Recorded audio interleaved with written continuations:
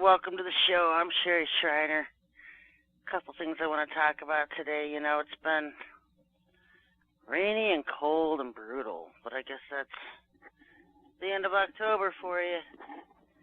You know, one of the biggest things I've always had is, especially digging in the Bible prophecy and codes and all that, is that things going down in the wintertime.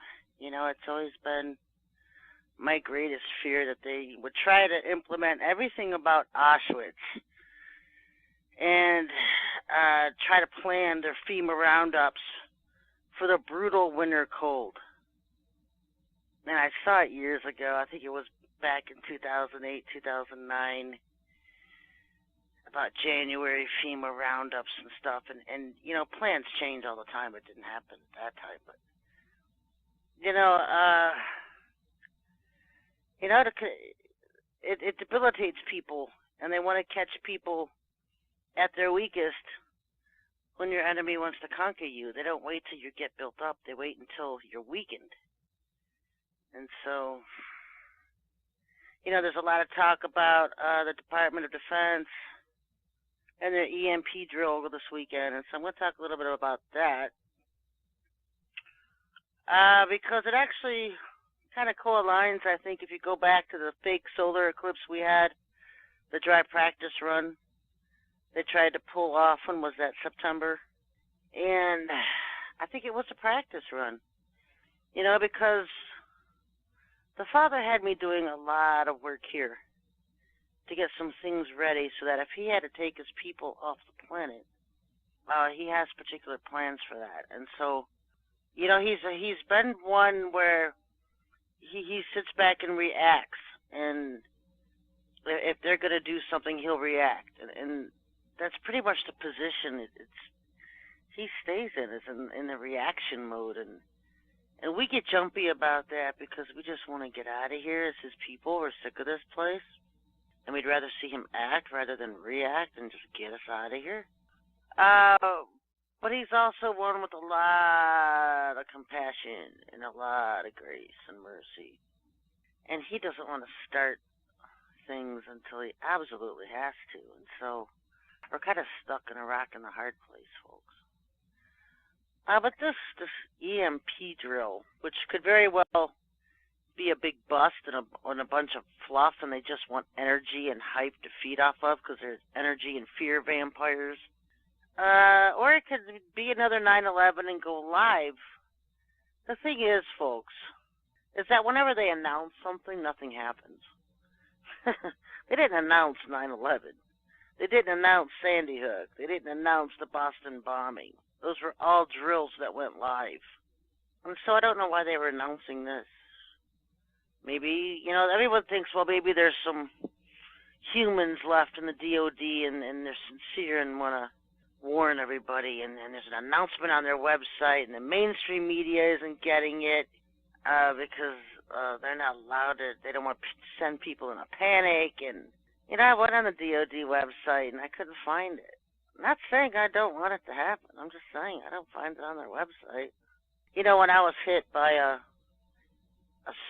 I don't know what it was. I guess you could say it was an EMP strike, mini one. It was a plasma laser beam from a UFO. Back in 2012, they tried to blow up my house. And I could tell you that when I saw the strike coming, I was sitting here at my desk, and I look out my window, and I see this starship over there in the northwest, UFO, something over there, and I saw it shoot something at me. And I just stood up in my chair, up beside my chair, and watched it come. I mean, I didn't have any time to react. I didn't have time to do anything. I just stood there and watched it hit. And the Lord deflected it, and it put this big crater in my yard. It was about 20 feet long and about a foot, 2 feet deep. And just hitting the side of my yard and causing a crater knocked every appliance out that we had. And then that didn't just knock it out, it smoked them. I mean, I'll tell you what, it was the TVs that were the worst because they smoked them. They smoked them. Just smoke. And so they're devastating, you know, and if they plan on doing a planetary EMP simulation on this weekend. You know, how do you recover from that? You know, you just have to prepare, folks, and people that listen to this show, you've been around the block. You have food and water stocked up, and you've been listening over the years, and you can get by a couple days. Get into your stashes. Go buy something if you need it. Don't wait till Friday, folks. That's everybody's paydays. The grocery stores will be packed. And certainly don't wait till Saturday. You know, if they're going to pull off an EMP attack, I guess Friday night, I'm just going to plan to turn the breaker off on my house. Turn it off. Because anything that's got an electrical current running through it will fry. It'll get fried. Cell phones will get, they're saying anything with, even a chip, because they're saying if cell phones will fry most cars, because it'll hit the electrical lines is what they're saying. Have backup source for heat. Those of us in cold states, it might be pretty brutal. Generators, I guess, would be your best bet, unless you have one like me and you got a $3,000 generator that's sitting there and doesn't work. I'm trying to think if they're doing something like a preemptive, which I don't mind. Maybe they're thinking, we want to get the elect out of here, and we're just going to blow them out. Go ahead. I'm just not real hyped about it, because they're announcing it. When they do something, they don't announce it. They just do it. And every time they do announce something, it's usually a hype fest. They just want to build hype. Hype, so they can build up people's energies and fears. Because they're energy vampires.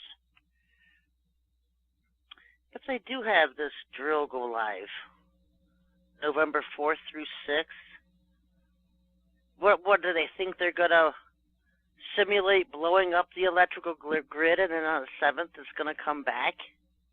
Is that how it works? Because if you blow it up, it ain't coming back. So what's this 2 days thing? You don't know which day you're going to do it? The 4th, 5th, or 6th? I don't know. I guess I'm not getting the 2 days thing because, in the fake solar eclipse, their plans, what they were attempting to do at the time, or they were practicing, or I don't know what that was, ended up being a big bust. Because they were blocking out the sun with this artificial whatever, because they didn't want us to see them trying to nuke the sun. They were sending these nukes on the sun because they were trying to get a coronal injection reaction from it. They wanted to cause it to cause a huge burst onto the Earth. This simulation EMP. That's what they were doing then. And it failed.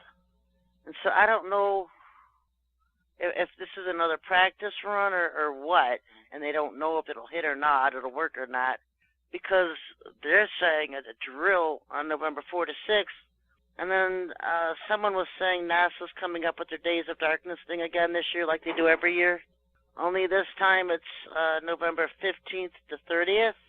So maybe they're figuring the pole flip is going to hit at that time because I told you, it could go at any time. I don't know what's holding it back, just the Father. He told me to look for certain things, and I've seen the sign for that. We're ready to go. It's ready. And so that could hit at any time. Maybe they're always guess estimating. They never quite know. Nobody ever quite knows anything. You're trying to pin a time frame in relation to a world that doesn't know time. We're the only dimension that's ruled by the clock. Day and night, 24 hours, 60 minutes to an hour, 24 hours in a day. We're the only dimension ruled by time.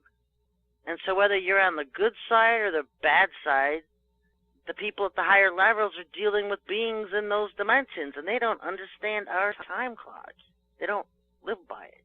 And so when we try to gauge events that are coming, whether you're on the good side or the bad side, it's a hit or miss. It's a hit or miss. You get that soon. We all hate that word, don't we? Soon. What's soon mean? Explain it to me in my language. they say that this EMP strike is going to be something like the movie Geostorm. I didn't see it. I don't hardly ever see movies. I fall asleep in them, so I don't even bother going because they're expensive to get into, and then you sit down and you fall asleep. They could be a great movie. As soon as I sit down, I'm out. I don't know what it is. I'm too comfortable. So I don't even bother wasting my money on it. I think it's extreme. You know, they're trying to say 90% of the population could be wiped out in 12 months if the electrical grid's blown. They need the electrical grid. They need it as much as we do. If they want to conquer and control the world, they need electric. They need to be able to run their stuff. Unless they're going to come in with all their black technology, their lithium battery-operated stuff, and set up their own power centers and just leave the sheeple off to themselves. That's always a possibility. I know that they have outrageous technologies, and we're so archaic. I mean, it's 2017, and we still have wires running to our houses for electricity. That's pretty archaic, if you could believe that or not. It's really archaic. And then we're fueling our vehicles with oil and gas and fluids. Everything could be run by lithium batteries. The same thing that powers your cell phones could power your entire house, could power the vehicles we drive. They just don't want us to know that. They just give us these little tiny batteries, watch size. They could put those to make them a watch size battery powerful enough to probably your house, probably the size of a baseball. You know, their technologies are outrageous. All this archaic stuff we're kept with is because they want to kill us. They use the cell phones for people to put them up against their head and put radiation waves against their brains. So I don't talk on the cell phone, I text. I only use it to text. It's like putting a radiation gun against your head. You might as well stick your head in a microwave. Microwaves are even outlawed in Russia because of that. They're so dangerous and have such high levels of radiation that make their people sick and kill them. They outlawed them. You don't find a microwave in Russia. Different ways they're trying to kill us.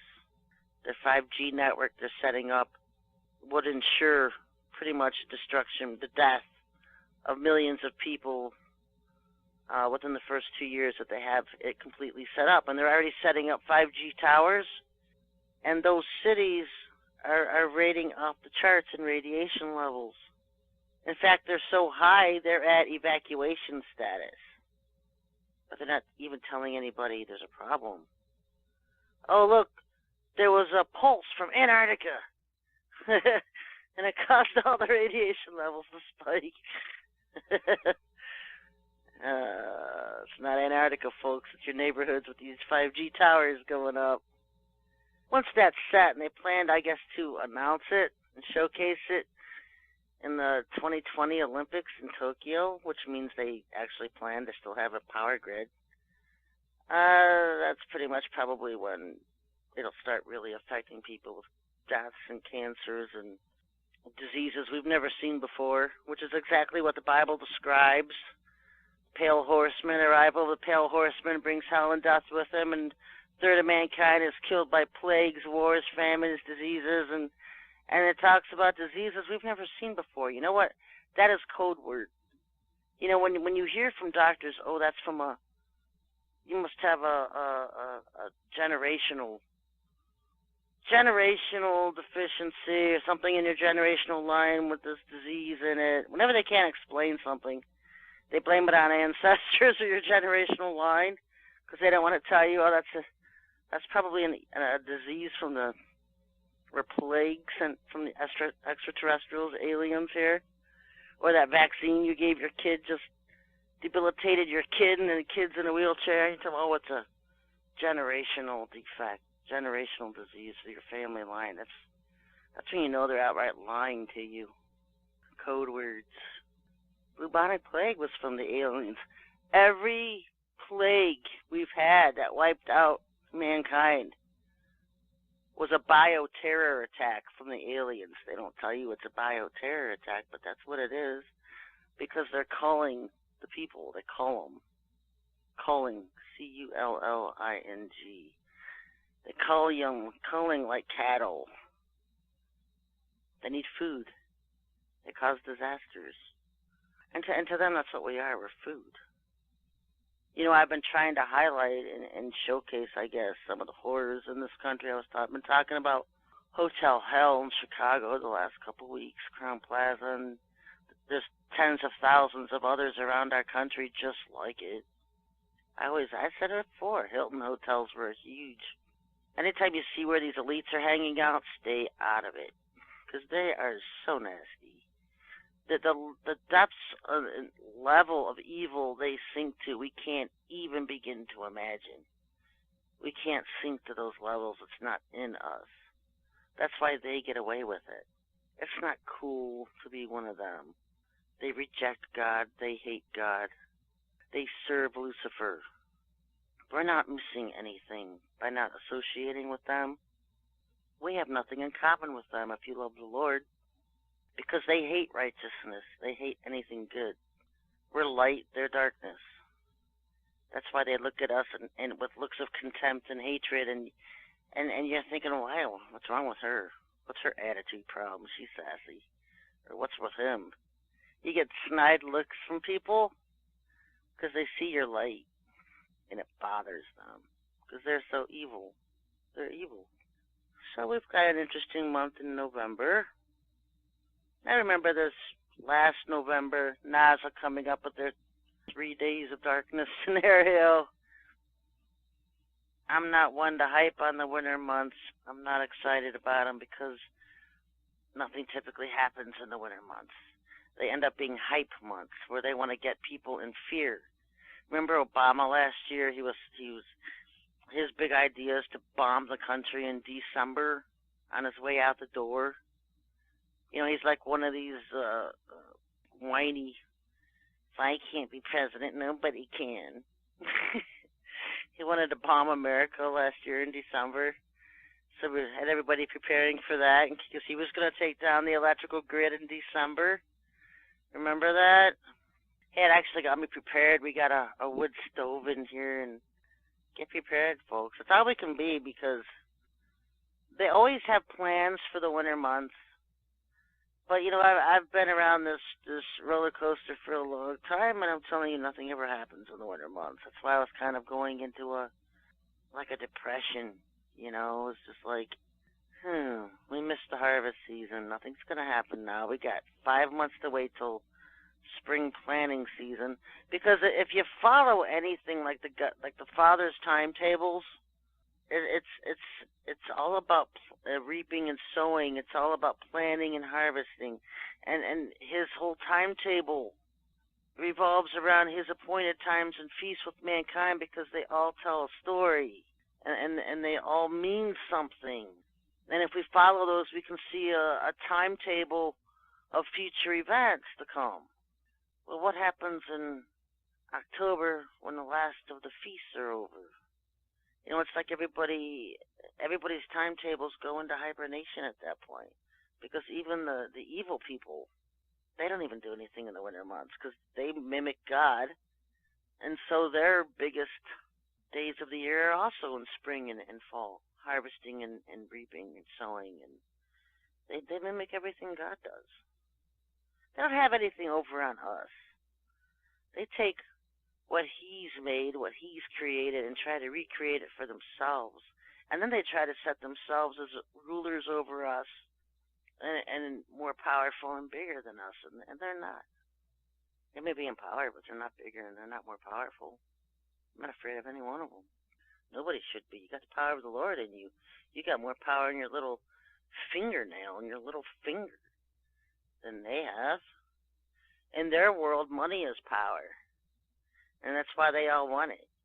That's why they all strive to be billionaires, because power is aligned with money in their world. If you have money, you have power. If you don't have money, you have no power. That's why they could never understand me, because in the Father's realm of things, money doesn't mean anything. You know, his prophets didn't have money. Yahushua didn't have money. In God's world, the Father's world, those who have been the strongest, wasn't about money. Wasn't about it. When you need it, he'll give it to you. Abraham needed it so he could establish himself as a man of God and strengthen Israel. Abraham was a rich man. David, the kingly priesthood of Israel, was very wealthy. When you need it, you have it. If you don't need it, you're not going to have it. I guess that's what I'm saying. Because it's not that important to the Father. He doesn't center his whole kingdom around materialistic things. It's in his kingdom, it's spiritual. You can have spiritual gifts and blessings that money can't buy. You know, those are usually the best gifts the Father gives. Is he gives you things that money can't buy, and you can't just go get it. You have to earn it, and he has to bestow it upon you. It's very special to get anything from the Father. Okay, so this weekend we kind of tag along with their fake solar eclipse attack practice in September and wait for something else to happen this weekend. I'm not holding my breath, but I will prepare. I'm always prepared in the wintertime for the inevitables. But like I said, when they really plan to do something, they don't do it. When they announce it, they don't do anything. Because when they do stuff, it's by surprise. Anyway, folks, I'll be back on Friday. Till then, everybody, God bless.